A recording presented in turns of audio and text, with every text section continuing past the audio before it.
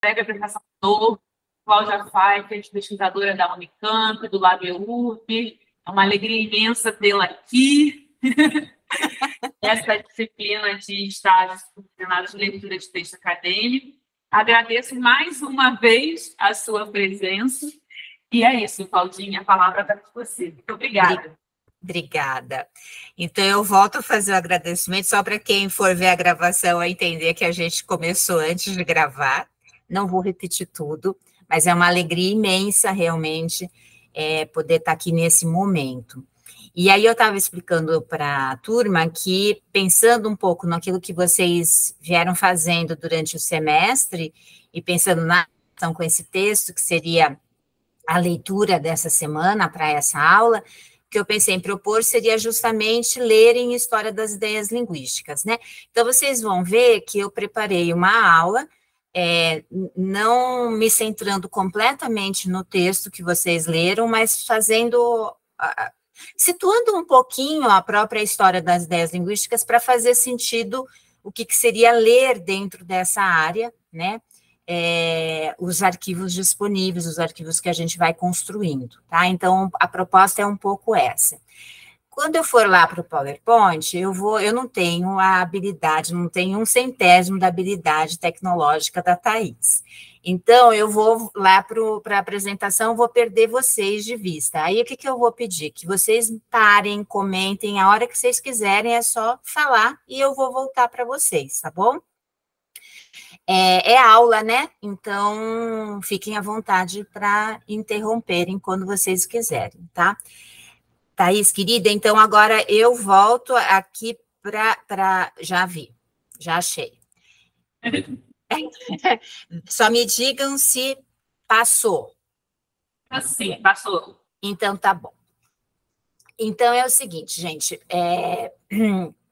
para poder falar, então, né, um pouco, né, do que significa esse gesto de leitura, a gente precisa falar um pouquinho de alguns pressupostos básicos, e aí é muito básico mesmo, mas é só para situar sobre a história das ideias linguísticas, né?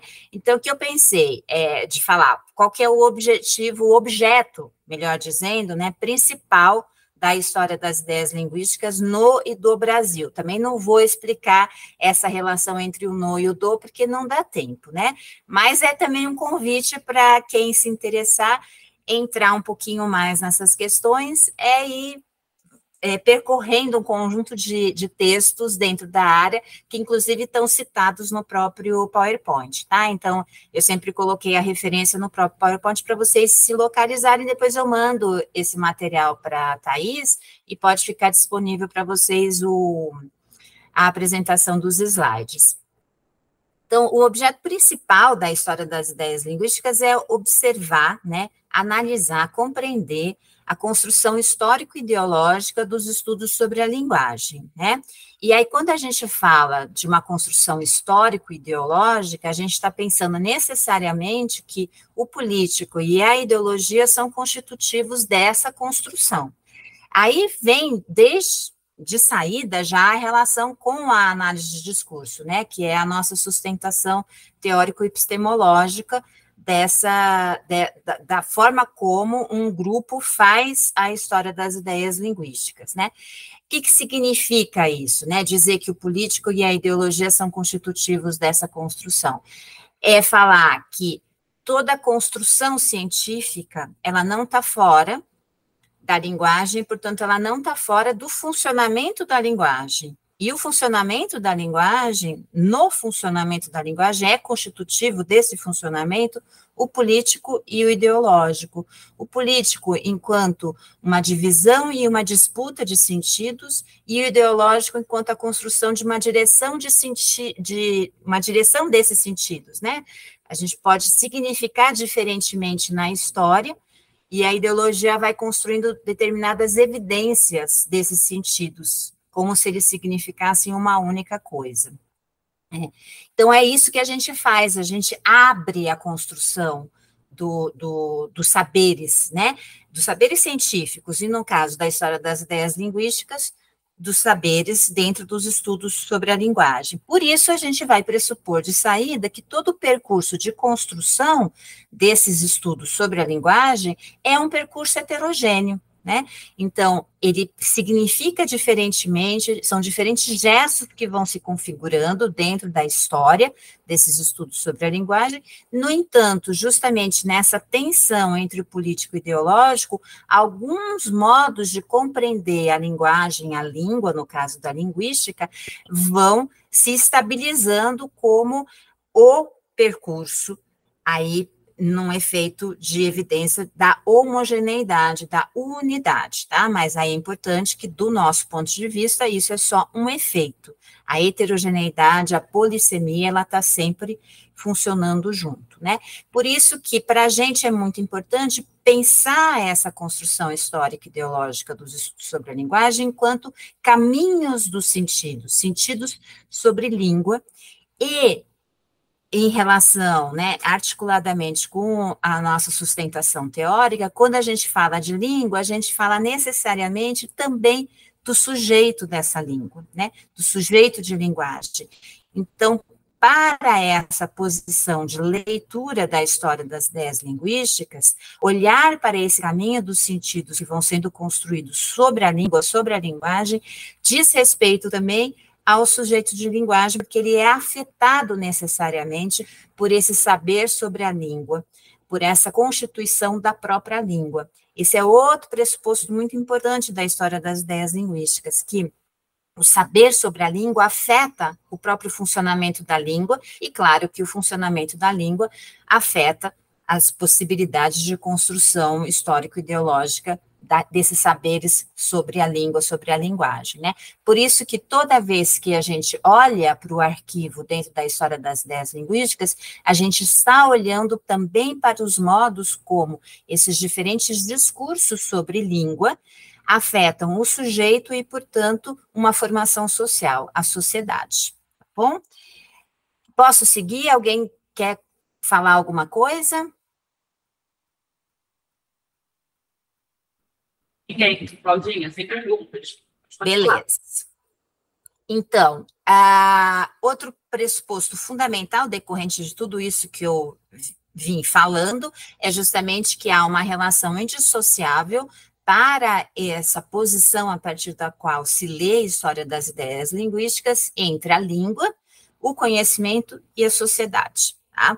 Então, eu estou pulando de texto, eu não vou ficar falando dos textos, tá? Eles estão justamente aí no slide, mas a Eni Orlandi e o Eduardo Guimarães, que são fundamentais dentro dessa história, da construção da história das ideias linguísticas no e do Brasil, em um texto, né, de coautoria dos dois, no prefácio de um livro que eles organizam, né, eles vão dizer que tratar as ideias linguísticas é tratar a questão da língua, a questão dos instrumentos tecnológicos ligados a essas línguas, né, e da sua relação com a história do povo que a fala. Então, vejam como é que língua, conhecimento e sociedade se articulam numa formulação como essa dos autores, tá?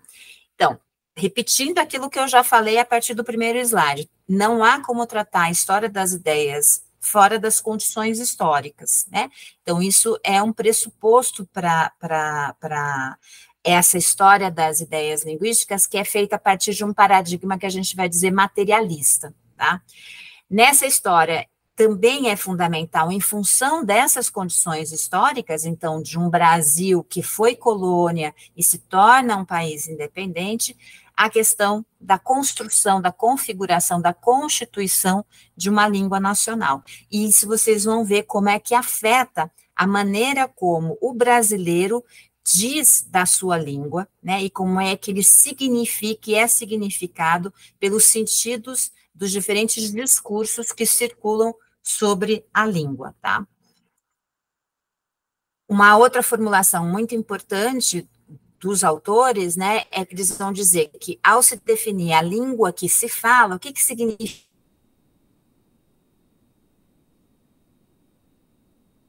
significa definir, né? São diferentes definindo, vão praticando uma política de língua, né?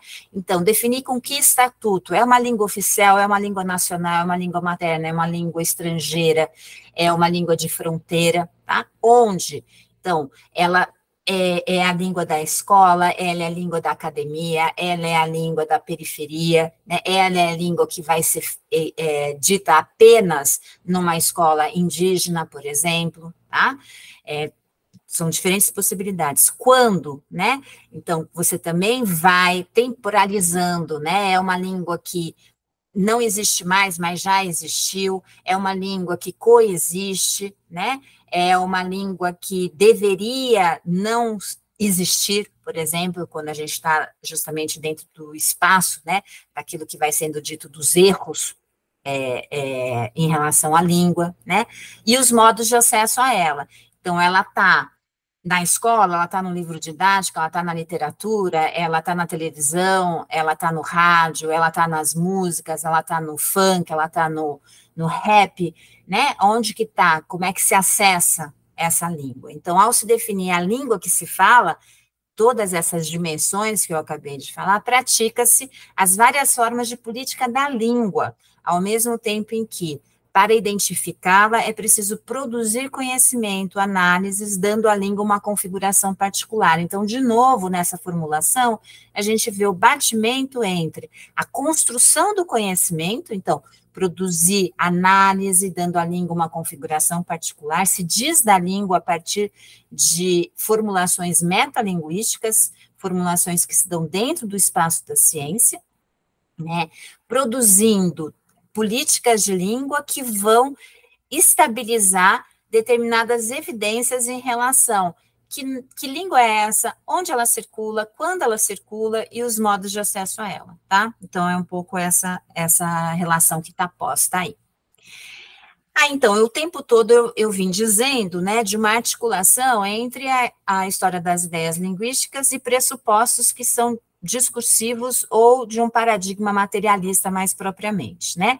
Aí a gente tem a Ana Cláudia Fernandes Ferreira, que vai mostrar para a gente, num texto que é muito importante, né, de referência também para essa história da institucionalização da história das ideias linguísticas, na relação com a análise de discurso, que não se faz no Brasil apenas, né, uma história das ideias linguísticas com essa forte articulação com a análise de discurso, né?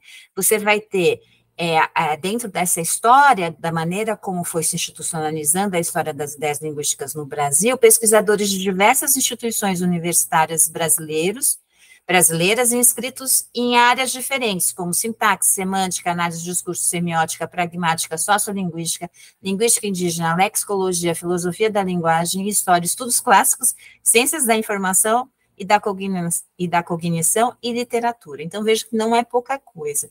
No entanto, aquela análise, aquela história das ideias linguísticas que eu pratico, que Thais pratica e que um conjunto imenso de pesquisadores em história das ideias linguísticas pratica, é essa articulada fortemente com a análise de discurso, e é a partir desse lugar que eu vou dizer para vocês. Por que é sempre muito importante a gente, como docente, dizer de que lugar que a gente pesquisa, né? Porque a nossa prática docente está afetada estruturalmente pelo lugar em que a gente pesquisa, mesmo que a gente esteja dando disciplinas que sejam exteriores àquilo propriamente que a gente pesquisa. Não tem como a gente separar uma coisa da outra, né? Então, a teoria em que a gente se inscreve é a teoria que nos permite ler a ciência. Então, a gente vai dizer das diferentes disciplinas também a partir desse lugar que nos constitui teoricamente e epistemologicamente. Então, é muito importante que sempre o docente se situe frente ao corpo discente, para que o corpo discente enxergue, comece a ler as diferenças, né, que existem dentro da ciência, né? Então, não só em relação às ciências exteriores, né, fazer matemática, fazer física é diferente do que fazer linguística, mas dentro da linguística há diferentes práticas científicas que podem, muitas vezes, comparecer como se fosse uma só. Então, é muito importante que a gente abra para essa heterogeneidade, né? Aí aqui a Ana Cláudia faz uma sistematização de algumas questões, né, e alguns temas que fazem parte de uma maneira mais regular das pesquisas em História das Ideias Linguísticas sustentada pela análise de discurso. Não vou falar de cada um, é só para vocês terem um pouco uma ideia de como é que é vasto, né, o campo da História das Ideias Linguísticas praticado por pesquisadores que se sustentam numa posição materialista da linguagem, tá? Indo para um outro pesquisador muito importante para a gente, que é o José Horta Nunes, num texto bastante clássico também, em que ele vai falar dessa articulação entre a história das ideias e a análise de discurso, ele vai dizer, né, que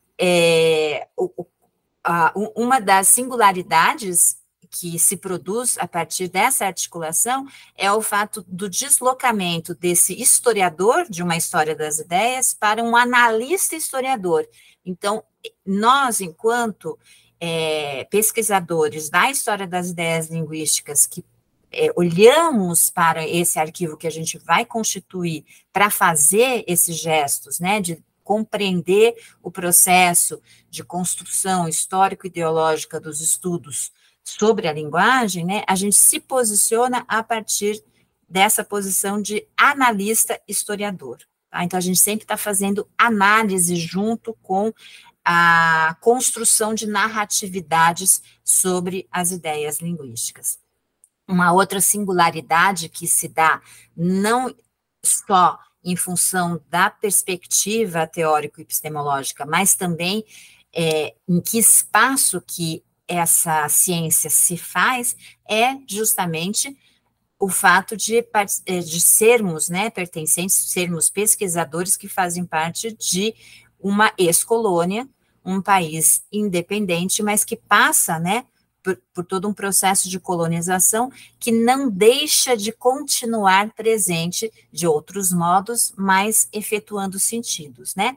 Então, ele vai falar dessa relação que está desde o início dos programas em História das Ideias entre a constituição do saber linguístico e a constituição da língua nacional, numa tensão, num batimento bastante tenso e contraditório entre processos, e vejam que está no plural, processos de colonização e de descolonização linguística, né? Então, eles vão se dando dentro da nossa memória de país ex-colônia e se atualizando de diferentes modos no Brasil contemporâneo, tá? Fazendo também uma outra diferença de perspectiva de leitura dentro, a história das ideias linguísticas, ela nasce a partir de uma articulação entre um grupo de pesquisadores brasileiros e um grupo de pesquisadores franceses, né, liderados por Émile Orlandi no Brasil e por Sylvain Roux na França. Dentro desse arcabouço configurado pelos pesquisadores na França, as gramáticas e os dicionários, dentro dessa história das ideias linguísticas, são considerados instrumentos linguísticos e objetos históricos, que, tal como também o grupo de pesquisadores da história das ideias linguísticas no Brasil vão considerar. Mas, para além disso, e aí, inclusive, pesquisadores franceses, na relação com a análise de discurso, vão pensar esses instrumentos linguísticos também como objetos discursivos. E um adendo que se faz, né, a partir da perspectiva da análise de discurso, é pensar, da análise de discurso brasileira, é pensar esses objetos, são objetos históricos, são objetos discursivos, são objetos vivos, né? Isso significa que eles são afetados continuamente pelas práticas de linguagem dos sujeitos em sociedade, tá? Afetados pelos diferentes discursos sobre a língua que circulam num determinado tempo e espaço. Então, se amplia o conceito de instrumento linguístico no Brasil, e aí a gente vai conversar sobre isso, né? Justamente qual é o nosso arquivo em relação a esses instrumentos linguísticos, levando em consideração necessariamente a relação entre a sociedade e a história, o sujeito de linguagem, nessa relação com o conhecimento. Então, tudo isso está funcionando, né, na relação com os nossos objetos de análise, aquilo que a gente se coloca a ler, tá? Aí, trazendo um texto também bastante importante da Eni Orlandi, o Ética e Política Linguística, ela vai dizer sobre os instrumentos linguísticos, né? Para a gente entender um pouquinho como é que isso vai se dar aqui no Brasil. Então, os instrumentos linguísticos são objetos de conhecimento determinados socio-historicamente, fazendo parte dos processos através dos quais o sujeito se constitui. Vejam a força disso, que é justamente um dos pressupostos básicos da análise de discurso. Sujeito, língua e história se constituem ao mesmo tempo. Então, não há como os sujeitos de linguagem não serem afetados pelos conhecimentos que são produzidos na história dos estudos sobre a linguagem, tá? Ou seja, isso é ainda Eni Orlandi falando. Os instrumentos linguísticos fazem parte da construção histórica das formações sociais, suas instituições, sua ordem cotidiana. Tá? Então, não é pouca coisa isso. Então, vejam, estou falando tudo isso para vocês verem a dimensão do que significa dizer ler em História das Ideias Linguísticas. Ler em História das Ideias Linguísticas é levar tudo isso em consideração no nosso gesto de leitura. Nessas relações está em contínua tensão, e aí é uma formulação de Eni Orlandi, a unidade formal, que se configura por meio dos instrumentos linguísticos e por meio das políticas de Estado, e a diversidade concreta, aquela praticada pelo sujeito em sociedade, né? Então, é uma contínua tensão entre unidade formal e a diversidade concreta no campo dos estudos da linguagem. Então, o campo dos estudos da linguagem, tudo aquilo que foi sendo construído em termos de conhecimento metalinguístico, está afetado por essa tensão entre a unidade formal e a diversidade concreta. E aí, fechando um pouco, então, todo esse panorama, né, o último ponto que eu quero chamar a atenção, para daí a gente começar a ler em História das Ideias Linguísticas, voltando para o José Horta Nunes, é quando ele justamente vai falar, né, que a história das ideias linguísticas, nessa relação de articulação com a análise de discurso, faz com que o dispositivo teórico-analítico da análise de discurso seja um modo de leitura, né? Então, a gente lê a história das ideias linguísticas a partir desse dispositivo teórico-analítico, que vai considerar necessariamente a historicidade dos sujeitos e a historicidade dos sentidos, tá? E aí eu estou citando o José. Tomando as diversas formas de discurso sobre a língua, sobre as línguas para análise, efetuam-se leituras que remetem esses discursos sobre a língua, né, às suas condições de produção, que é justamente o funcionamento histórico, político e ideológico. Considerando-se a materialidade linguística, então essa textualidade, né, na qual eles são produzidos, e evitando-se tomá-los como documentos transparentes. Então, a gente vai sempre produzir opacidade naquilo que a gente lê, tirar, né, esse efeito de transparência, de evidência, ou simplesmente também como antecessores ou precursores da ciência moderna, como se tratasse de uma história evolutiva, progressiva, que é a tomada de uma posição positivista sobre a história das ciências. Então, a gente se desloca pela análise de discurso, a olhar essa história das ideias linguísticas, tanto da transparência da linguagem, quanto de uma relação do conhecimento, como se ele fosse cumulativo, né?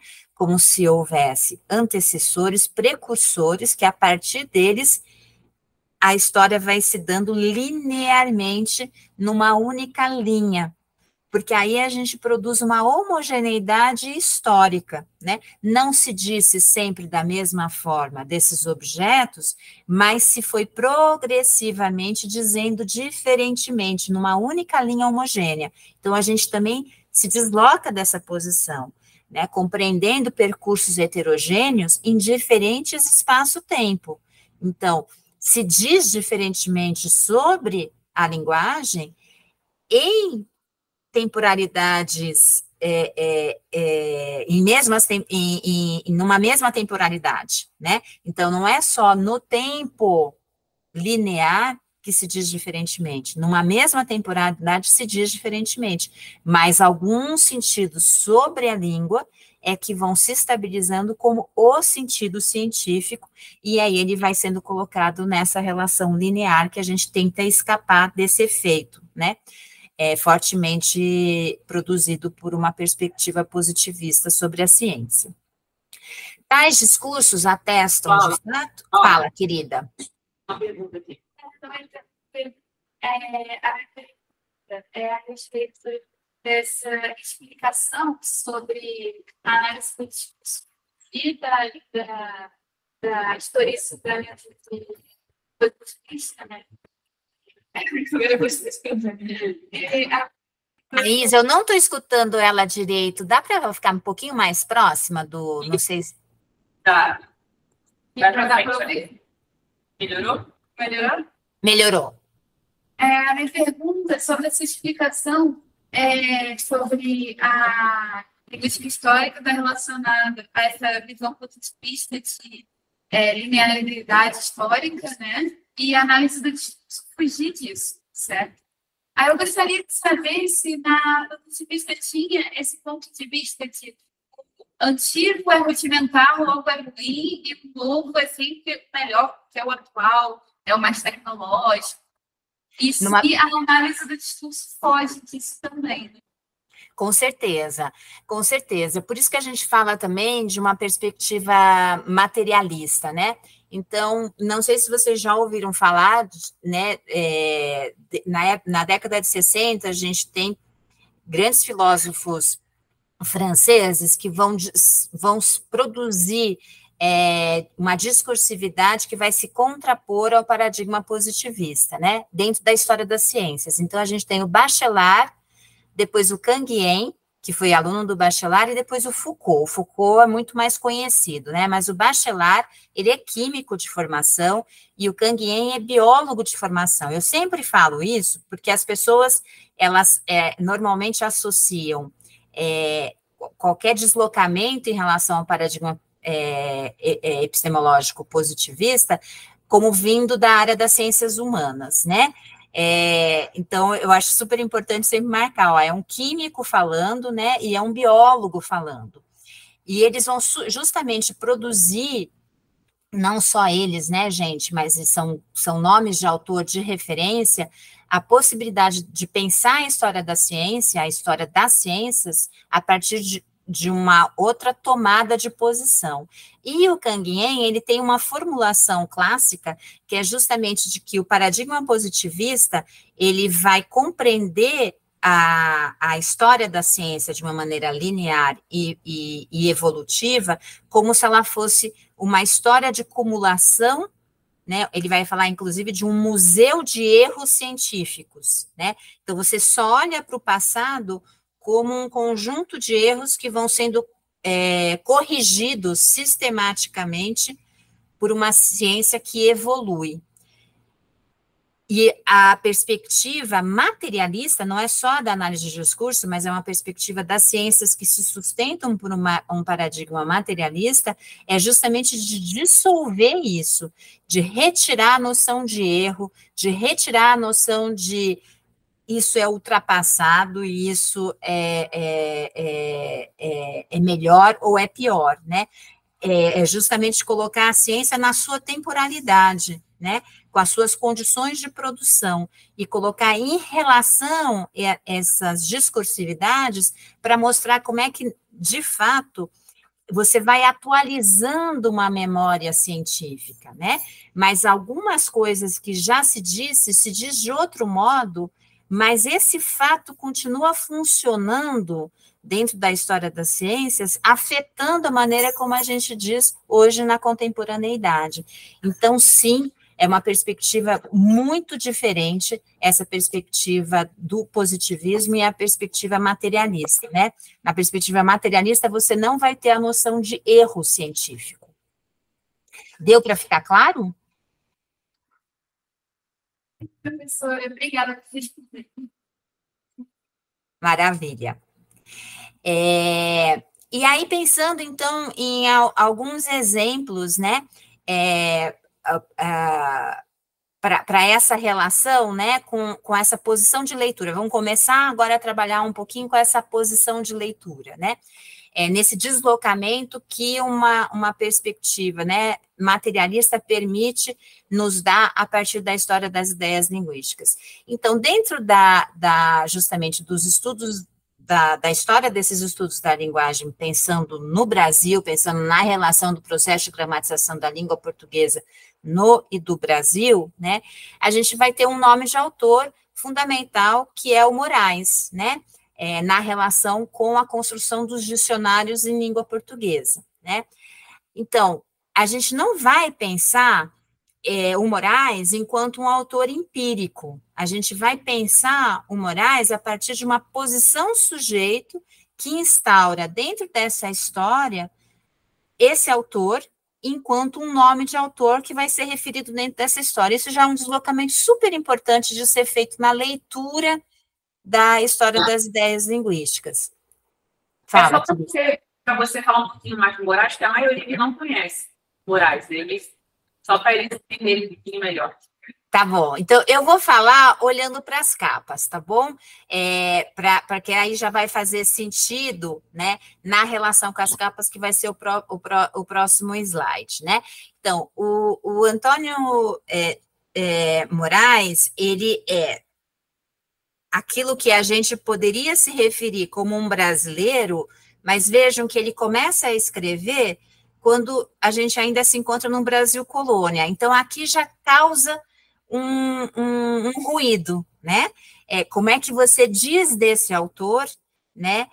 Olhando para as condições de produção históricas dessa construção de um discurso lexicográfico, que é como a gente pensa a construção dos dicionários, né, enquanto instrumentos linguísticos, já a partir dessa tensão entre uma posição colono e uma posição metrópole, mas que quando é referido dentro da história das ideias linguísticas, regularmente é referido já como brasileiro, tá? Então, aqui eu trouxe as capas. Então, vejam,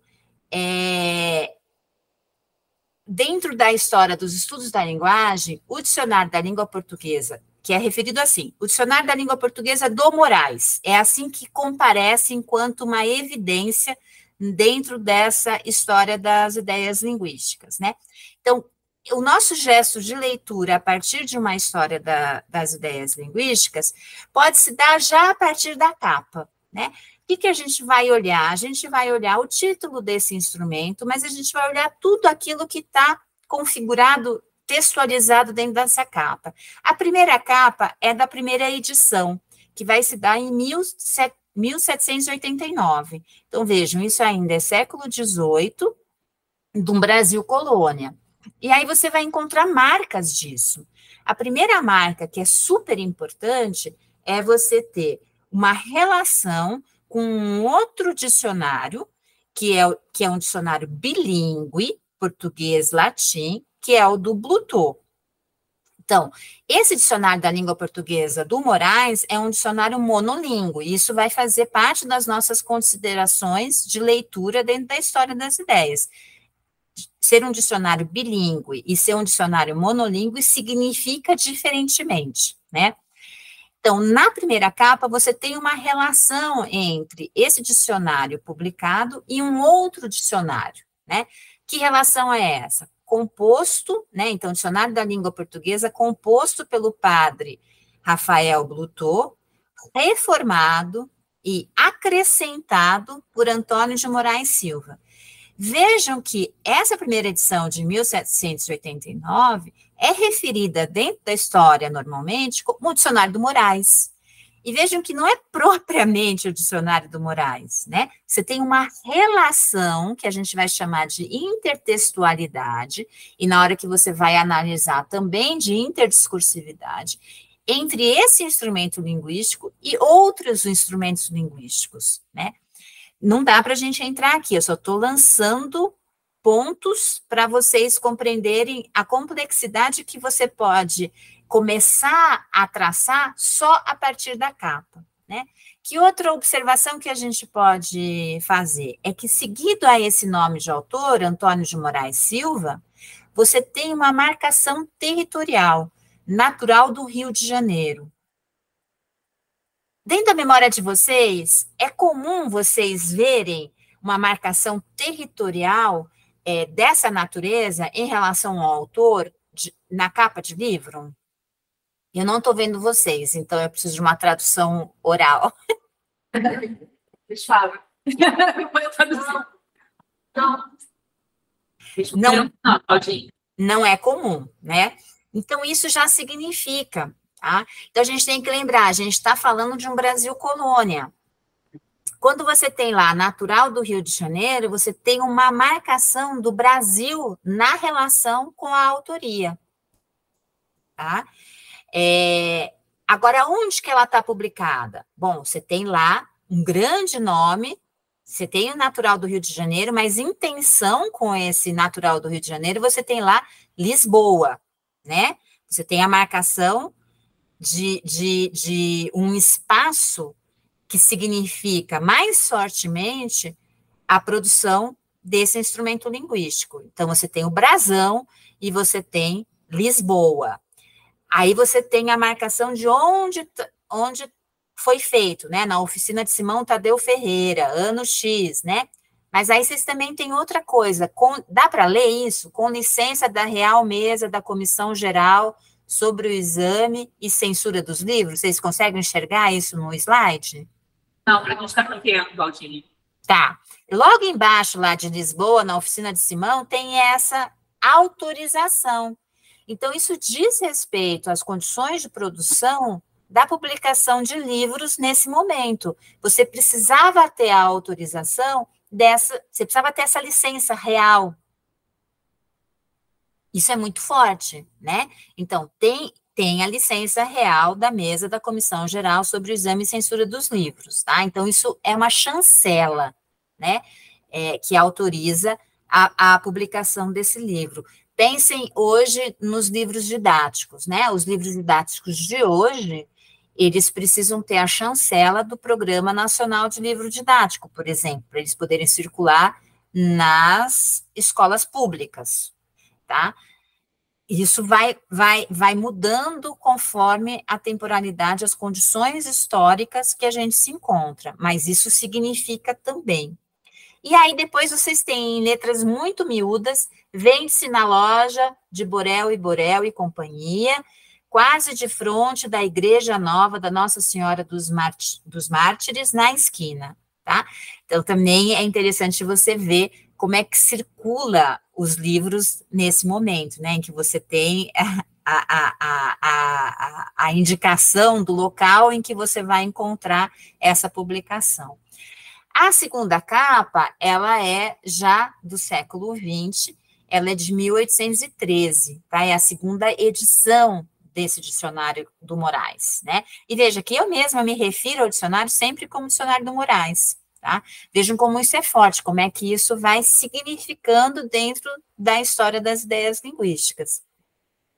Vocês já vão ter, olha, dicionário da língua portuguesa, recopilado dos vocabulários impressos até agora, e nessa segunda edição, novamente emendado e muito acrescentado por Antônio de Moraes Silva, natural do Rio de Janeiro, oferecido ao muito alto e muito poderoso príncipe regente Nosso Senhor.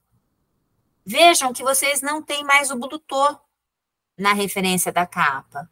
Então, vejam como é que você tem uma narratividade que vai mudando o modo como o dicionário significa dentro dessa história que está marcado pela capa, tá? Mas o que você ainda tem? Você ainda tem o natural do Rio de Janeiro, você vai ter lá embaixo a licença da mesa, né, do desembargo do Paço, a autorização real para que isso aconteça, mas você tem na capa a dedicatória ao príncipe regente. O que é muito forte também, o que significa fortemente, tá? Você vai ter Lisboa, na tipografia Lacerdina, ano de 1813, com licença da mesa do desembargo do Paço, vende-se na loja Borel, Borel e Companhia, quase de frente da Igreja Nossa Senhora dos Martírios, número 14. Então, já mudou, né? Na esquina, número 14. Para quem for fazer uma análise fina, isso tem relação com o próprio processo de urbanização, tá? O que significa falar na esquina, o que significa você numerar a casa. São relações diferentes do próprio processo de como é que funciona a cidade, como é que funciona a circulação desses instrumentos dentro da cidade. Estou chamando a atenção para diferentes pontos de ancoragem desse gesto de leitura, que são pistas para você depois adensar na sua compreensão na relação com as condições de produção desse instrumento. A última capa é da última edição do dicionário, né? Quando enquanto o Moraes esteve vivo, foram feitas 3 edições. Tá? Então, as 3 primeiras edições, o Moraes está vivo, mas o dicionário recebeu 10 edições. Ele percorre mais de 150 anos dentro da história da lexicografia brasileira, sendo publicado. Tá? A última edição, ela é publicada entre 45 e 49, Thaís, eu não me lembro exatamente o período que ela termina, porque são muitos volumes, né, gente? São grandes dicionários, então você não publica, quando você lança o primeiro volume, não lança todo mundo junto, vai sendo aos pouquinhos, tá? Mas já é século XX, a 10ª edição, então isso também significa. Aí vejam que Antônio de Moraes Silva aparece primeiro, vejam que no símbolo você encontra a bandeira do Brasil, né, uma metonímia da bandeira do Brasil, né, ordem e progresso, lá. Então, toda essa parte imagética, ela é super importante de ser levada em consideração dentro da capa, né, do livro, e aí você tem grande dicionário da língua portuguesa, tá? Você tem uma mudança no título, dicionário da língua portuguesa, grande dicionário da língua portuguesa, 10ª edição, revista corrigida, muito aumentada e atualizada, segundo as regras do acordo ortográfico luso-brasileiro, aí eu não sei se é 10, 15, 16 de agosto de 1945, tá? Por quem? Por Augusto Moreno Cardoso Júnior e José Pedro Machado. Então, o nome de autor se mantém. O Augusto Moreno Cardoso Júnior e José Pedro Machado, eles não significam enquanto autores desse dicionário. Tá? Não importa que Moraes estava vivo e trabalhou apenas nas 3 primeiras edições, e todas as outras edições foram feitas por outras pessoas, né? É a mesma coisa quando você olha para o nome de autor do Ferdinand de Saussure, né? Ninguém dissocia o curso de Linguística Geral do nome de autor Saussure, independentemente dele ter sido feito a partir das notas de 3 alunos, depois da morte do Saussure. Então, vejam a força do nome de autor nessas relações, isso é muito importante, tá? E aí, então, você já não tem uma relação direta com a metrópole, mas ela está ainda marcada pelas regras do acordo ortográfico, que é um acordo ortográfico luso-brasileiro, por exemplo. Tá? E também está marcada pelo próprio nome de língua, né? É a língua portuguesa de que estamos falando. Comentários, dúvidas?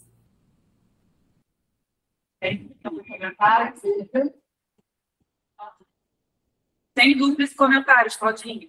Tá joia. A aula vai até que horas mesmo, querida? 10h30. Tá bom. Outro lugar de ancoragem que a gente pode se debruçar, eu só estou tentando ampliar vocês um pouquinho onde é que a gente debruça o nosso olhar para ler dentro da história das ideias. A gente pode olhar diferentes materialidades, né? Já vamos chegar lá também. Mas também a gente pode olhar partes dessas materialidades, né? Então, a gente pode olhar títulos. Esses títulos que eu coloco aqui são a partir de uma sistematização feita por Eni Orlandi e Eduardo Guimarães, nesse livro que é muito importante para a história das ideias linguísticas de 2001, tá? Então, eles vão discutir os títulos desses diferentes instrumentos linguísticos, né? Que são gramáticas, são dicionários, mas também são antologias, que também podem funcionar como instrumentos linguísticos. É muito próprio do século XIX, você não tinha livros avulsos, nem o livro didático, mas você tinha antologias de textos literários para serem discutidos dentro do processo de escolarização, né? Então, vejam, o título ser gramática portuguesa, como foi o título tanto da gramática do Júlio Ribeiro quanto do João Ribeiro, é diferente de nomear a gramática da língua portuguesa. Por que é diferente, hein? Alguém gostaria de arriscar aqui algum comentário da diferença entre gramática portuguesa e gramática da língua portuguesa?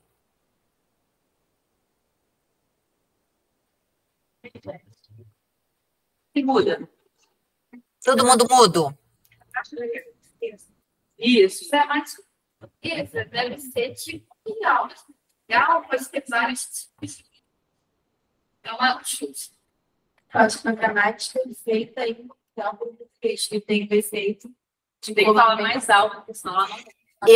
Eu tô ouvindo, engraçado, a Thaís eu ouço assim, sem problema nenhum. Vocês eu ouço, não é o problema do tom da voz, mas fica tudo cortado. Então, eu não sei se é o microfone que está muito longe. A Juliana falou que gramática portuguesa remetia a Portugal, de modo geral, né? Parecia remeter a Portugal. Júlia, vai lá. Uma gramática feita para o português. Porque eu acho que a gramática da língua portuguesa tem uma questão que é o pulamento da língua na nacionalidade, que nem o brasileiro precisa de gramática da língua portuguesa, mas necessariamente uma gramática. Você ouviu, Claudinha? Está muito Quando cortado. fala gramática da língua portuguesa, ela diz que não necessariamente tem mais a relação com Portugal, né? Feita por português. É isso? Porque aí já pode um brasileiro fazer uma gramática da língua portuguesa. Não tem mais a relação necessária com Portugal remediando ao português, né? Que fez a gramática. Tem mais alguém querendo falar aqui? Não, deixa eu comentando, mas também da ideia da Júlia. Gramática portuguesa tem um sentido mais territorial. E da língua portuguesa pode ser língua portuguesa em Cabo Verde, em Açores, no Brasil. Então, ela é mais ampla. É a língua em si, não a questão territorial que divide bem a questão da colônia com a metrópole. E aí, por que o que faz com que vocês leiam, né, a gramática portuguesa como alguma coisa que remete diretamente a Portugal e gramática da língua portuguesa como alguma coisa que pode dizer respeito a línguas, né, faladas em diferentes países que falam a língua portuguesa? O que na leitura de vocês permitiu isso? A ausência ou presença da palavra língua. Perfeito. Então, mas numa relação com portuguesa. Sim. Então, porque aí portuguesa, no primeiro título, vai estar qualificando gramática e portuguesa, no segundo título, qualifica a língua. Então, essa diferença de quem está articulado a quem dentro do próprio título, né, ela está significando. Então, vejam que é só para dar um exemplo de que vocês, sem usarem a nomenclatura de uma descrição linguística, vocês tiveram que acionar essa descrição linguística para produzir uma leitura diferente. É um pouco isso que a gente faz em História das Ideias. A gente vai descrever o funcionamento da linguagem para mostrar como é que se produz diferentes efeitos de sentidos a partir do modo como se escreve. Então, gramática portuguesa, você tem portuguesa qualificando gramática. Então, aí, vejam que interessante. Quando a portuguesa qualifica a gramática, vocês não têm dúvida de que se trata de uma gramática feita em Portugal. No entanto, os dois autores são brasileiros e escrevem no Brasil, e escrevem num Brasil independente. Então, vejam que não há uma equivalência entre aquilo que está acontecendo empiricamente e os efeitos e sentidos do próprio título, né?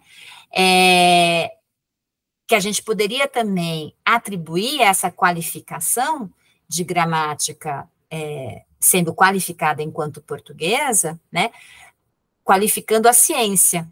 Então, filiado a uma história científica que vem de Portugal, né? Então, gramática enquanto uma palavra que significa cientificamente.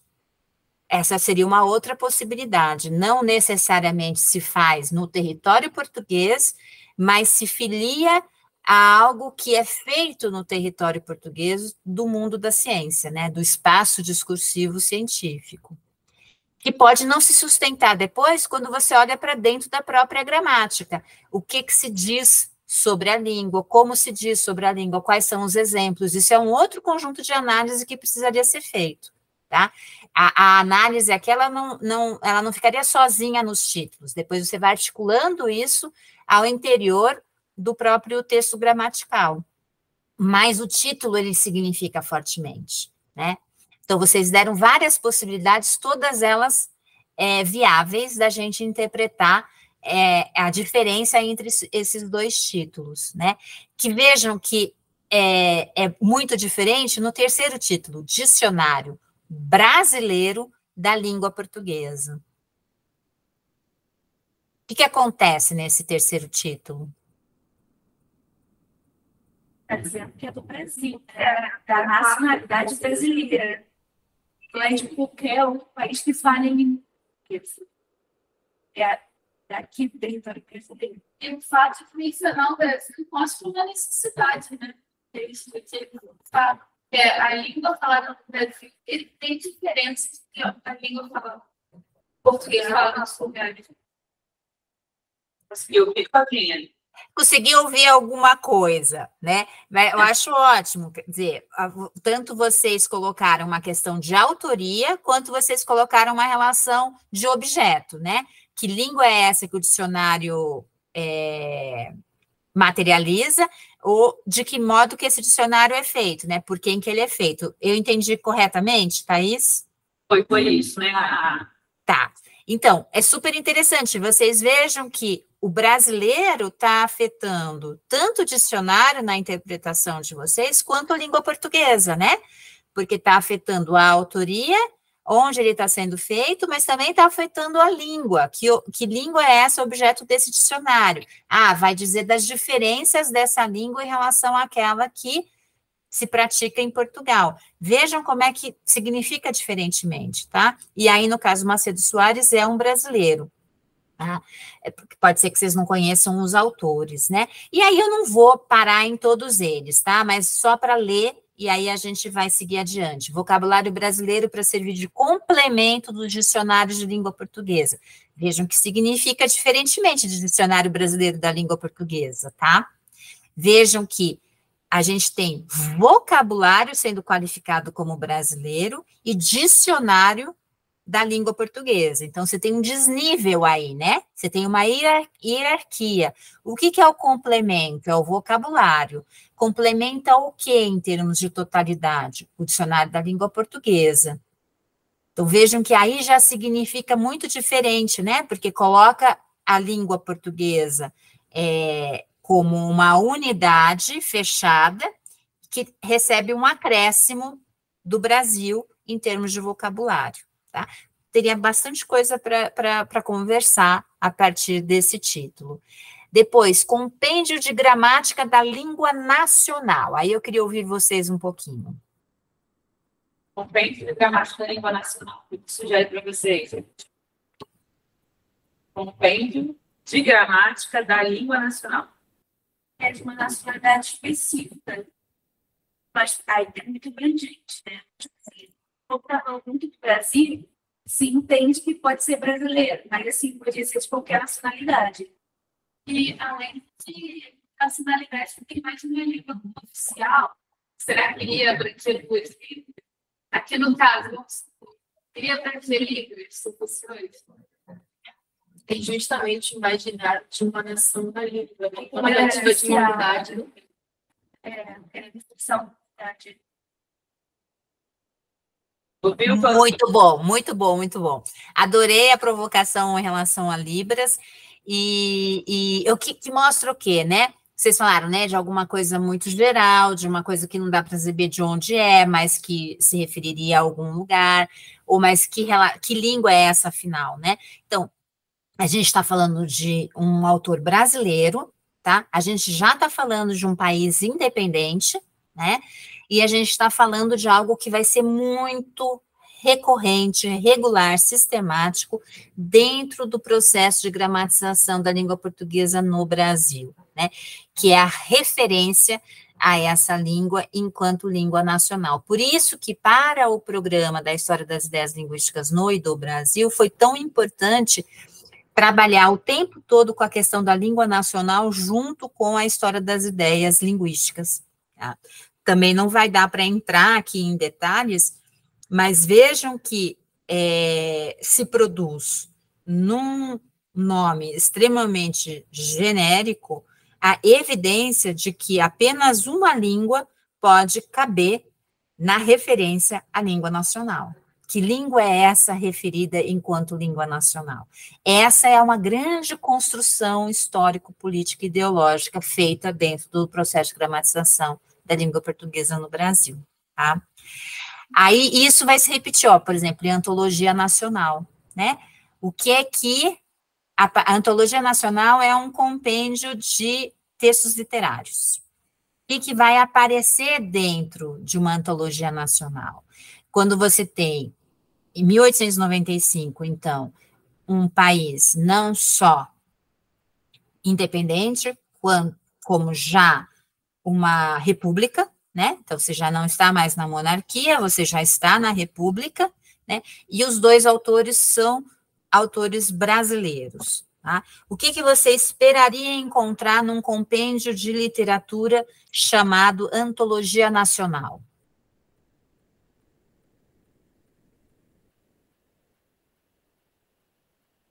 Principalmente obras literárias que retratassem o Brasil em questão nacional, Iracema, esse tipo de obra. Perfeito. Ano literário, isso, brasileiro. Perfeito. E aí, se vocês pegarem esse documento, Antologia Nacional do Fausto Barreto e do Carlos de Laet, vocês vão encontrar textos clássicos portugueses, de autores portugueses, e textos clássicos de autores brasileiros, tá?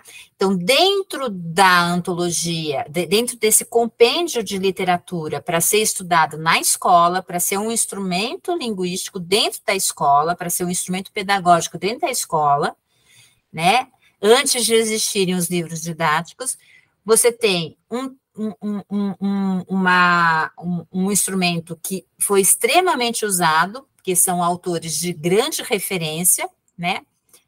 Com o nome Antologia Nacional, com escritores portugueses e escritores brasileiros sendo articulados lá dentro. Então, como é que isso significa? Vejam, isso é pista para ler em História das Ideias Linguísticas. Por isso que o nacional é algo extremamente opaco, é a que a gente vai chamar, né, de uma espessura semântica bastante complexa de ser analisada. E aí, depois, moderna, gramática portuguesa, gramática do português contemporâneo, vocês vão entrando no século XX já com outros nomes circulando, né? Então, modernidade, contemporaneidade, mas moderna e contemporâneos estão se articulando diferentemente, né? Moderna se articula à gramática e o contemporâneo se articula ao português. Vejam que isso vai significar diferentemente, né? É a ciência que é moderna e é o português que é o atual português. no título, né? Nessa articulação com o título. Ou o último, Nova Gramática do Português Contemporâneo, né? Em que você tem esse lugar do novo relacionado à gramática, mas você, ao mesmo tempo, também tem o português enquanto língua configurado como contemporâneo, né? Marcado enquanto contemporâneo, mas com uma diferença fundamental. Os autores da Nova Gramática do Português Contemporâneo são Celso Cunha e Lindley Sintra, um autor brasileiro com um autor português. Isso também significa fortemente, né? Um texto escrito por autores brasileiros e portugueses, cujo nome é Nova Gramática do Português Contemporâneo. Tá? Isso era só para dar um gostinho. Vocês querem fazer algum comentário? Não, Claudinha. Então, vamos lá. Ainda seguindo com o Zé Horta, né? Ele vai chamar a atenção para uma outra singularidade importante, feita a partir da articulação da história das ideias com a análise de discurso, que é a consequência, né, dessa articulação na relação com a leitura e constituição de arquivos. Ele vai dizer que essa articulação inclui, né, história das ideias e análise de discurso. Tanto os trabalhos de análise dos textos de arquivo, então, ela afeta a análise dos textos, né, desse arquivo que a gente constrói, dos gestos de leitura que dele se depreendem, quanto à proposição de novas formas de escrita do arquivo, sensíveis à historicidade dos sentidos, à pluralidade dos domínios das ciências da linguagem, à espacialidade e à temporalidade do conhecimento, às formas de autoria, aos funcionamentos institucionais, aos acontecimentos e, enfim, a tudo aquilo que compreende as condições de produção dos discursos científicos. Então, vejam que quando a gente está, por exemplo, olhando para tudo isso que eu observei rapidamente com vocês na capa, né? Que instituições são trazidas na capa, que símbolos, né? Que trazem, que adensam a produção de sentidos dentro da capa, que dizeres referenciam essa capa, né? Então, ser natural do Rio de Janeiro, ao mesmo tempo ter a Lisboa, ter a licença ter a licença real, né? Ter a relação com o doutor, não ter mais a relação com o doutor, mantém o nome de autor Antônio de Moraes, né? Muda o título, fica natural do Rio de Janeiro nas edições em que ainda se é um Brasil colônia. Isso já não faz mais sentido quando a gente já está num Brasil independente, república, etc. e tal. Tudo isso diz respeito a essa observação que o José faz, né, de que a gente vai levar em consideração a espacialidade, a temporalidade do conhecimento, as formas de autoria. Então, é Moraes com Blutot, é Moraes sozinho com outras pessoas que entram na compilação, atualização do dicionário pós-morte do Moraes, mas como é que isso significa, né? É uma relação com o dicionário bilíngue que deixa de comparecer nas outras edições, né? Marcadamente expressa essa relação dentro da capa. Então, tudo isso faz parte do nosso olhar para aquilo que a gente traz para dentro do arquivo, né? E para a maneira como a gente lê isso que a gente trouxe para dentro do arquivo.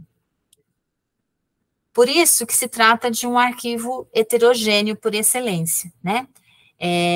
Que reúnem diferentes discursos sobre a língua. Então, a gente está falando de gramáticas, dicionários, glossários, antologias, relatos de viajante, cartas que são trocadas, relatórios, tratados de retórica, tratados de poética, manuais, provas de concurso, né? Então, vamos pensar hoje, o vestibular, o Enem, né?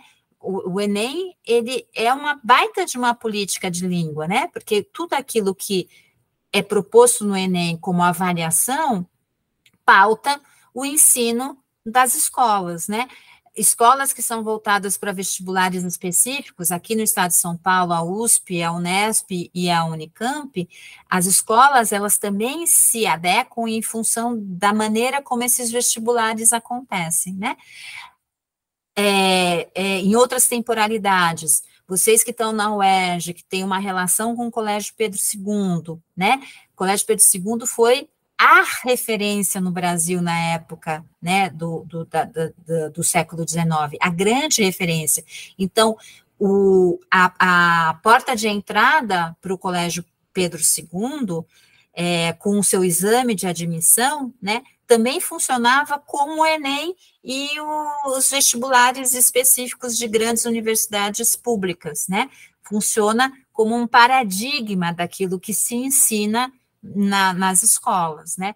As leis, como a reforma do ensino médio, a BNCC, os PCNs antes da BNCC, né? Tudo isso vai configurando, né, discursos sobre a língua, né, os planos nacionais, os programas de governo, as cartilhas, os livros didáticos, literatura especializada, propaganda, divulgação especializada com cartilhas específicas, orientações, reportagens, matérias, memes, posts, cartas, comentários, tudo isso funciona como discursos sobre a língua. Discursos que podem ser metalinguísticos, diretamente do campo do saber linguístico, né, de um saber institucional formalizado, como também discursos não metalinguísticos, né, que vão comentando e vão dizendo sobre a língua. Então, para sintetizar, ler o arquivo, esse arquivo heterogêneo, é praticar gestos que expõem tensões, contradições e equivocidades em jogo. Então, quando eu falo lá da Antologia Nacional, né, feita pelo Fausto Barreto e pelo Carlos de Laet, sendo que é feito num Brasil independente, num Brasil república, né? E aí você vai ter no nome Antologia Nacional textos de autores portugueses e autores brasileiros. Isso é uma tensão, isso é uma contradição, isso é uma equivocidade, tudo ao mesmo tempo. São conceitos teóricos que não dá para discutir aqui, mas que são levados em consideração dentro dessa leitura, né? E aí, particularmente, aí eu vou entrar para alguma coisa mais pessoal mesmo, que está marcada dentro do texto que vocês leram, o meu arquivo de pesquisa que eu fui construindo, né? Ele, dentro da história das ideias linguísticas, ele vai na direção de compreender aquilo que vai se configurar como um bem dizer no Brasil, né, na relação com esse mundo, tá? Como é que a gente monta?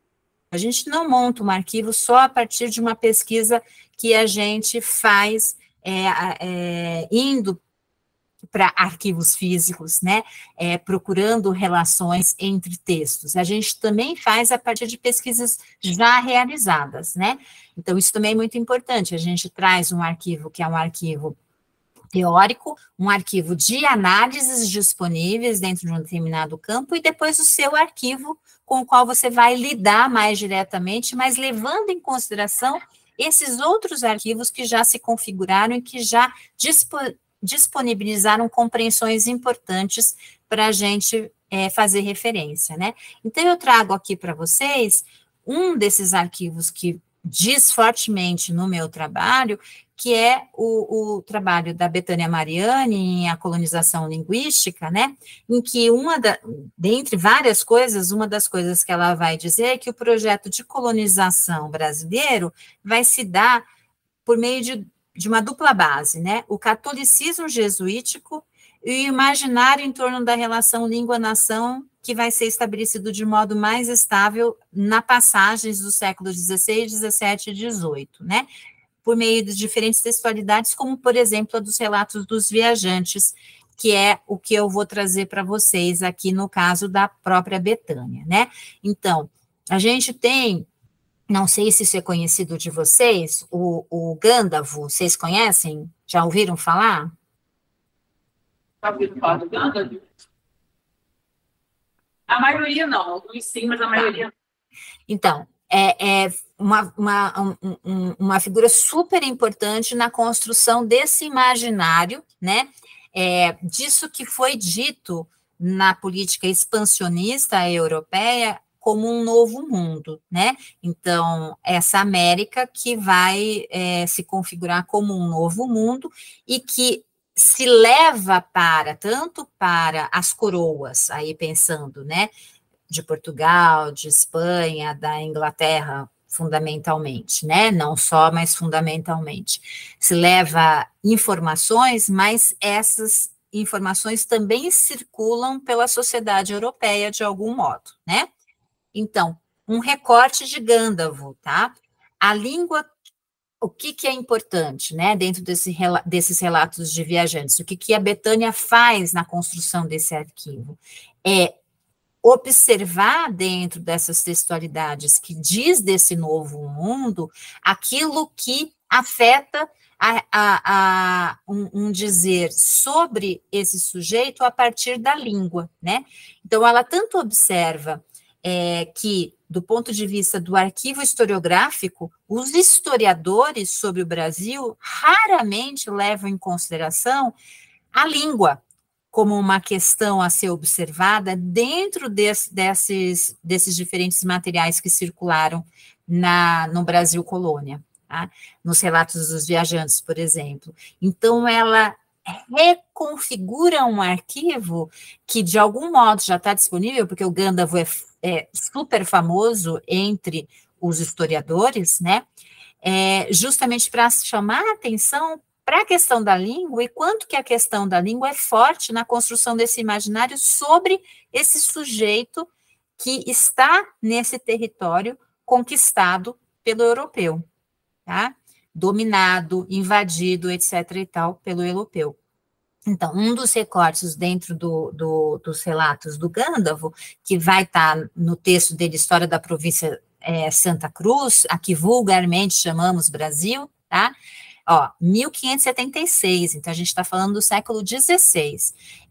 A língua de que usam toda pela costa, carece de 3 letras, convém saber, não se acha nela nem F, nem L, nem R, coisa digna de espanto, porque assim não tem fé, nem lei, nem rei, e desta maneira vivem desordenadamente, sem terem, além disso, conta, nem peso, nem medido.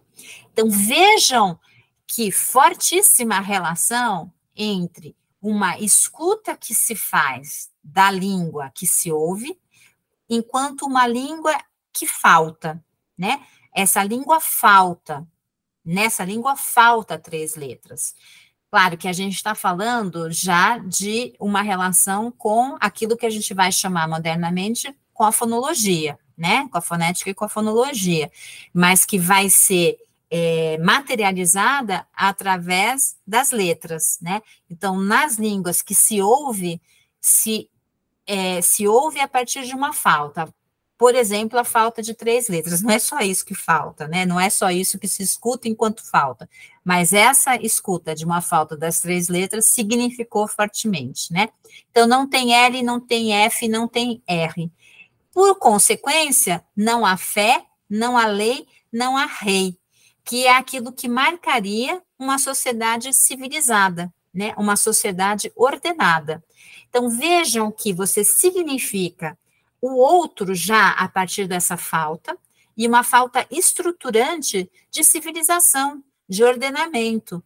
E aí você justifica, justamente, e a gente não está falando da ordem de um texto preparado para justificar. Isso que é da ordem do ideológico, né? Isso que é da ordem do político. Se eu estou num movimento de dominação, em que você já tem uma relação de hierarquia estabelecida, você já se situa a partir de uma posição que vai enxergar esse outro no menos, naquele que precisa ser dominado, educado, catequizado, controlado, administrado, né? Então, por isso que a política de colonização, a possibilidade de administração no território passa fortemente pela catequização e passa fortemente por esse imaginário que vai ser sendo construído por esses discursos disponíveis, por esses dizeres sobre esse outro que se encontra, né?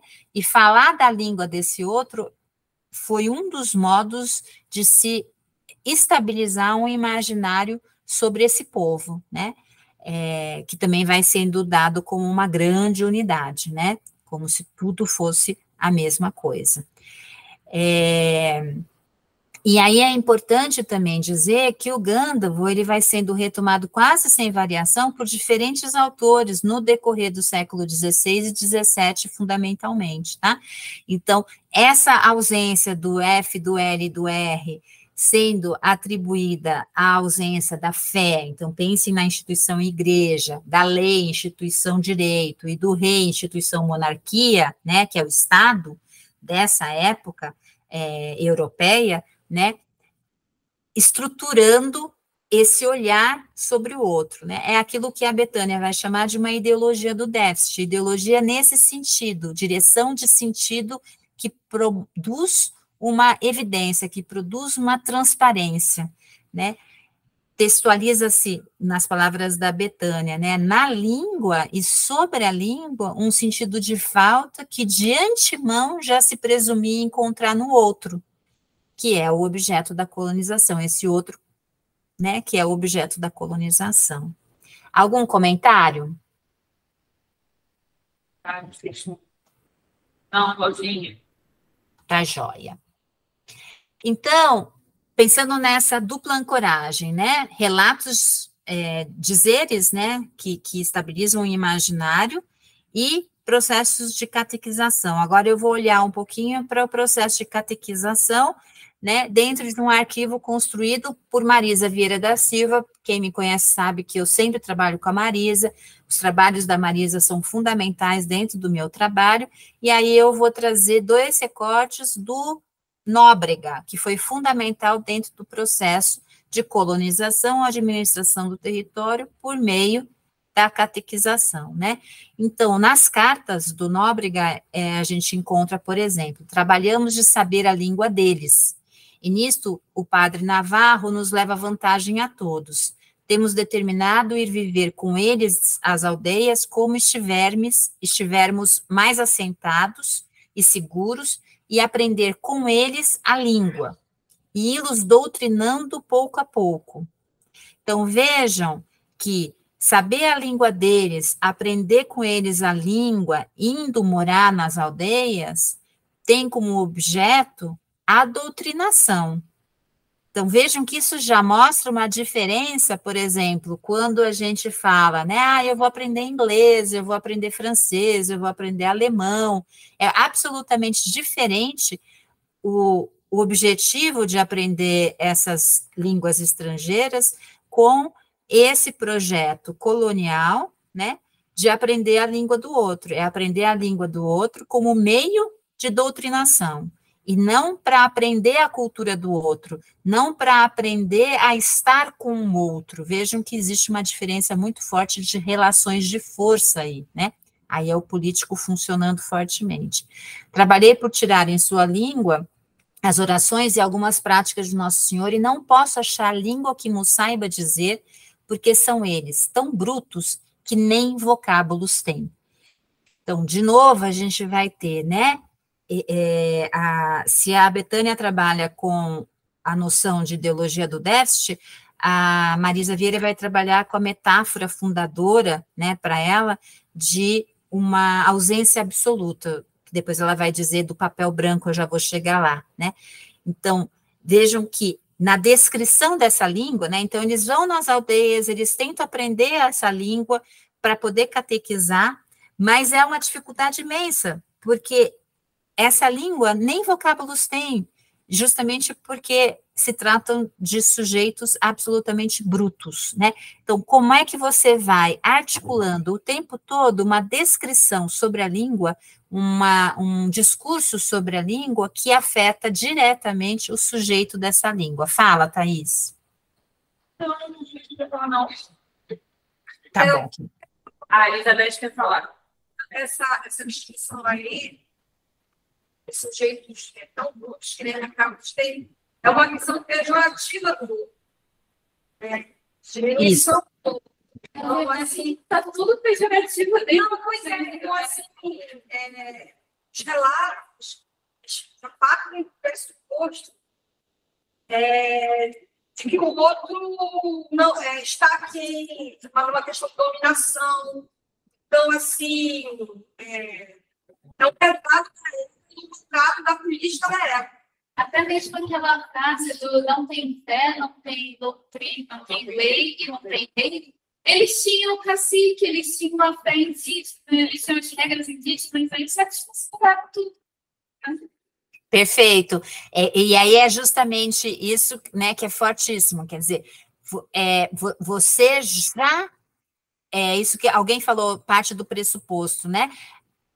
Você já significa, antes mesmo de fato entrar em relação, porque você não entra de fato em relação, você entra em relação de dominação, sim, né? Mas não uma relação de conhecimento.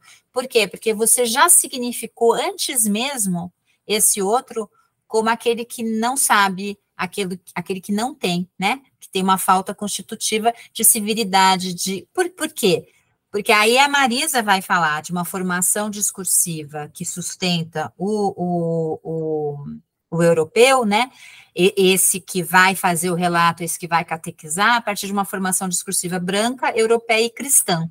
Então, dentro dessa formação discursiva, você não consegue justamente escutar, ler e interpretar outras possibilidades. Como, eu não sei se foi a Júlia que falou, porque eu não estou vendo vocês, mas talvez tenha reconhecido a voz, eles tinham cacique, eles tinham isso, eles tinham aquilo, mas isso não significa, né? Isso significa como ausência. Foi a Juliana, pode. Tá.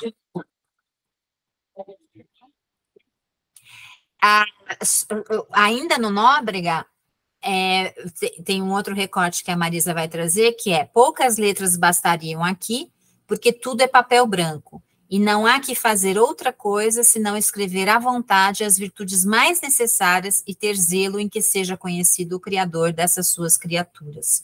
Então, de novo, né, significar a língua do outro na sua ausência absoluta, né, que significa, consequentemente, o outro na ausência absoluta de possuir as virtudes mais necessárias, né? Por isso que para ela foi muito produtivo pensar nessa metáfora do papel branco, né? É papel branco, quem é papel branco é o sujeito indígena, né? Então, a metáfora é fortíssima, né? Se não há letra, né, na língua, né, não há virtude nesse sujeito. Esse sujeito é um papel branco que precisa ser marcado por uma letra, né? E aí ela vai trazer, eu não trouxe isso, a própria textualidade da Marisa, a formulação da Marisa sobre esses recortes, ela vai trazer essa letra na relação entre o L minúsculo e o L maiúsculo. Então, é a letra da lei, é a letra do religioso, né? É a letra divina, é a letra de Deus, né?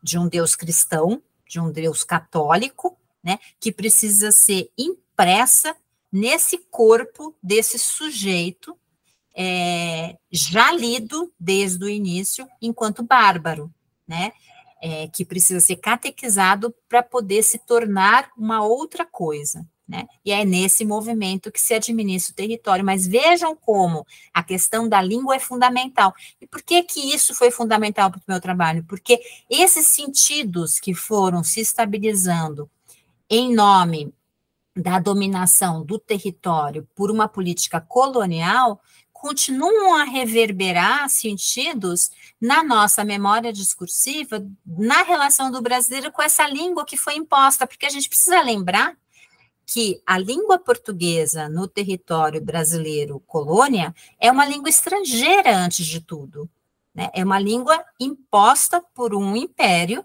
né, por uma metrópole que domina esse território, né, e que passa por toda uma construção de um processo de gramatização a funcionar como a língua nacional do brasileiro, a língua oficial do brasileiro e a língua materna do brasileiro. Então, vejam que há todo, não dá para falar aqui, mas há todo um processo violento, de uma violência simbólica, não só física, né? Não tem só um extermínio dos povos que aqui viviam, né? E daqueles que foram trazidos por uma migração forçada pela escravidão, né? Não há só um extermínio em relação a isso, que não é pouca coisa, mas há uma violência simbólica daquilo que esse outro significava e que continua a reverberar, de algum modo, em como é que a gente vai significando a relação com a língua portuguesa, tá? Algum comentário aqui? Não, Claudinha. Tá, jóia.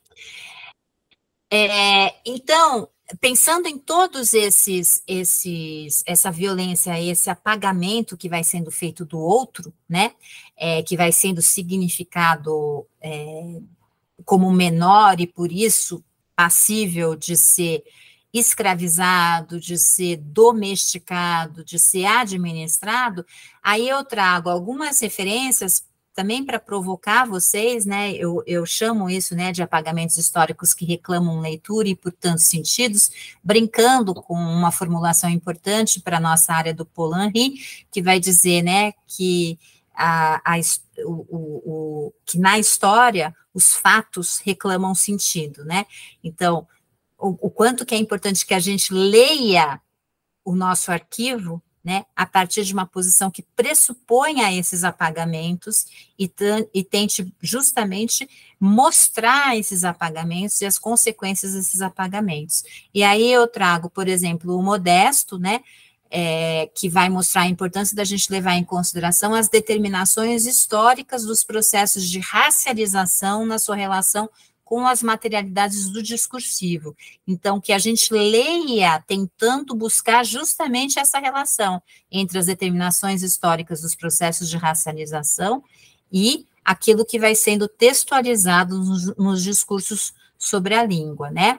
De modo a compreender que os discursos racializados não se limitam a discursos de ou sobre raça. Então, os discursos racializados não estão apenas quando eu digo da raça de alguém, né, quando eu tematizo a raça. Não, eles podem interferir em outras instâncias discursivas, como, por exemplo, no modo como é significada a contribuição negra na história do português, né, que é absolutamente apagada, o máximo que vai comparecer é por algum vocábulo, né, alguma palavra que você vai marcar no dicionário que seria de origem africana, tá? Como se ela não afetasse a língua que se fala, né, o brasileiro que se fala no Brasil, né. A mesma coisa vão trabalhar nessa mesma direção, aí olhando para as línguas indígenas, a Luciana Nogueira, Juscelia Dias e a Tânia de Souza, né, mostrando, por exemplo, olhando para uma política linguística, uma política de ensino, uma política linguística atual como a BNCC, que na BNCC as línguas indígenas são encenadas como marca de variedade linguística, mas, ao mesmo tempo, elas são silenciadas em sua diferença real. Tá? Não dá tempo aqui da gente discutir isso, mas é uma questão muito importante de quem se interessar ir atrás disso, para ver como é que funciona, né? Então, fundamentalmente, né, olhando para esses apagamentos, os trabalhos em História das Ideias mostram que as línguas indígenas fazem parte de uma história das línguas do Brasil, em que sempre a partir de um imaginário de unidade são tomadas meramente como acréscimos, um a mais que não afeta a história e o funcionamento da língua portuguesa, por exemplo. Então, é preciso dar visibilidade para o apagamento e, ao mesmo tempo, mostrar como é que as línguas africanas, as línguas indígenas, afetam o próprio funcionamento, a própria estrutura da língua portuguesa. E aí, acabou, né? São 10h30 já, né? Infelizmente acabou. Tá, não tem problema. Eu ia entrar com o arquivo do meu trabalho, que vocês leram, então ótimo, porque tudo que vem daqui adiante vocês já leram. Eu vou sair daqui e vou voltar para a sala. Deixa eu só, Alt Tab, né? Alt Tab? Já voltou. Já voltou. Por quê? Porque vocês leram as próximas coisas que estavam nos slides, né? Então, era mais importante mostrar toda essa parte anterior para poder chegar nessa parte posterior. Aí, só para fechar mesmo, eu peço só a paciência de 2 minutinhos de vocês, o ponto central do meu texto é a defesa de que o processo de formação dos alunos de letras e linguística tenha, né, na sua grade curricular, a história das ideias linguísticas como disciplina obrigatória, né? Justamente para quê? Para que o professor de ensino de línguas construa no seu processo de formação esse olhar sobre os estudos da linguagem, sobre os instrumentos linguísticos disponíveis dentro da história dessa língua, né, e sobre aqueles instrumentos linguísticos que circulam na nossa contemporaneidade, como os livros didáticos, as gramáticas, os textos que são usados, né, como compilados para se trabalhar, por exemplo, com literatura. Então, se a gente pensa em lista obrigatória de vestibular, esses livros funcionam, essa lista obrigatória vai funcionar como um instrumento linguístico que ela está pautando um recorte dentro da história literária, como sendo importante da gente observar, né? Então, tudo isso faz com que a gente, como professor, se coloque numa posição muito diferente de escuta dos nossos alunos, né? De escuta para a gente é leitura, tá? Então, a gente vai ler esse material disponível, a gente vai ler aquilo que os nossos alunos estão produzindo de uma outra posição. Então, vejam que a história das ideias linguísticas não precisa ser feita necessariamente por um analista de discurso, ela pode ser feita por pesquisadores de diferentes áreas da linguística, né? No entanto, ela já coloca em questão a desestabilização de uma ideia de que a língua funciona de um único modo, e que a língua que está sendo ensinada dentro da escola é a língua materna dos nossos alunos, né? Então, se a gente pode desfazer já essa equivalência entre língua portuguesa, língua materna, língua nacional, língua oficial, já é um grande passo, né? E se a gente pudesse colocar sempre na posição de professores que leem os instrumentos linguísticos a partir do pressuposto da polissemia, da heterogeneidade do conhecimento, também é outro grandíssimo passo, né? Então, eu acho que é um pouco esse o ponto fundamental. Desculpa, eu nunca consigo fazer meus slides caberem dentro de uma aula. Primeiro, vamos fazer palma para a Cláudia, né?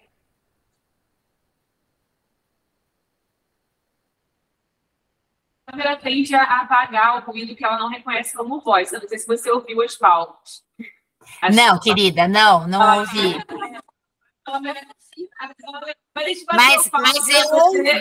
Mas eu vi. Eu não ouvi, mas eu vi. A gente bateu de forma muito entusiasmada, inclusive. Porque foi maravilhoso, assim, foi uma super aula de introdução à história das ideias linguísticas, né? E aí, assim, é aquilo, cada dia a gente vai trazendo um pouquinho mais de HL e de AD para a UERJ, para mostrar outras possibilidades de ler, né, instrumentos linguísticos, de escutar produção de conhecimento sobre língua e também de cativar novos pesquisadores, né, Claudinha? A gente tentando fazer isso. Eu queria te agradecer imensamente, né? Mais uma vez, pelo aceite, pela aula que você deu. Queria perguntar se alguém tem algum comentário, alguma pergunta para a Cláudia. Aproveitem essa oportunidade. Queria saber se ela vai poder dar outra aula. Ó, já estou pegando a segunda aula. Queria saber o quê? Desculpa. Se você vai dar outra, poderá dar outra aula para a gente. Com certeza, eu estou super disponível, querida. Com certeza. Eu já vou fazer propaganda. A Cláudia estará na UERJ em março, né? Porque a gente está organizando o segundo seminário do Arquivo de Saberes Linguísticos. A Cláudia é uma das organizadoras comigo, sou eu, Cláudia Ivanise, e mais a equipe do Arquivo de Saberes Linguísticos. Então, Cláudia estará aqui, vocês poderão receber um abraço de milhões da Cláudia, que é o abraço mais disputado, né, Enfim, vai ser muito bom te ter aqui, Cláudia. Amei muito tudo que você falou. Eu não sei se alguém gostaria de fazer mais alguma pergunta além dessa, porque eu já falei que ela vai voltar. Não é uma pergunta, é um comentário. Eu estou muito feliz de poder finalmente ver a autora que eu li o semestre inteiro. Caraca, existe. Assim, é um sentimento único e muito simpática também, né? Agora eu posso ler o texto com a sua voz. Ai, que delícia. Você é a Juliana? Sim. Ah, então tá bom. Porque eu tenho uma memória de voz, então eu comecei a perceber quem é que estava falando mais, mas eu não conseguia reconhecer, né? Eu não sei por quê que quando vocês falam, corta, e quando a Thaís fala, não corta. A câmera gosta de mim. Ela já me procurou. A fala de vocês vem cortadinha, vem picotada, sabe? E a da Thaís vem contínua. Então, o problema não é o volume, o problema realmente é a maneira como chega para a gente. Então, com certeza, eu acho que a gente deve ter outras oportunidades para poder parar mais pausadamente nesses exemplos que eu trouxe, porque eles são deliciosos. Eu acho, né? Claro, a gente que trabalha com história das ideias acha uma delícia trabalhar com isso. Mas eu acho que eles são muito potentes para mostrar a força, né, gente? Os diferentes pontos de ancoragem que vão no nosso olhar para a gente ler essas materialidades e como é que isso reverbera hoje na nossa memória sem que a gente se dê conta, né? Então, são muitas questões que podem ser levantadas, né? Você pode fazer um curso inteiro de um semestre em cima, por exemplo, do Dicionário do Moraes. Você pode, porque tem muita coisa para ser trabalhada, né? Dessas articulações. Claudinha, então, mais uma vez, muito obrigada. Foi uma alegria imensa de ter aqui. Acho que sementinhas foram contadas, o pessoal vai continuar pensando sobre o que você falou, né, sobre essa necessidade de desnaturalizar evidências, né, de pensar os apagamentos históricos criticamente na nossa prática enquanto professor, né, dessa língua nomeada portuguesa, essa língua que é nomeada portuguesa e que comparece nos documentos oficiais. Enfim, eu não sei se eu tenho mais palavras para agradecer, não. Eu fui aluna, não posso dizer que cheguei a ser aluna. Você nunca foi minha aluna. Porque quando eu pedi para ser aluna dela, ela me pediu para dar aula junto com ela. Então, eu pedi para ser aluna. Ela falou, não, você vai dar aula comigo. Então, tá.